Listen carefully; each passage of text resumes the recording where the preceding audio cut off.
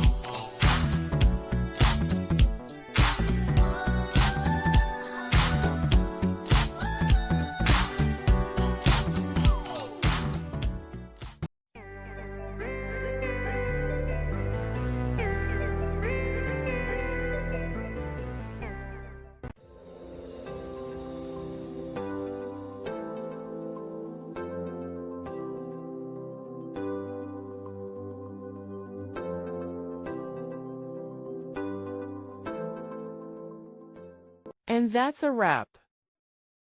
I hope you found the answer you were looking for. If you did, take a second to hit that subscribe button. It really helps out. And let me know in the comments which solution worked best for you.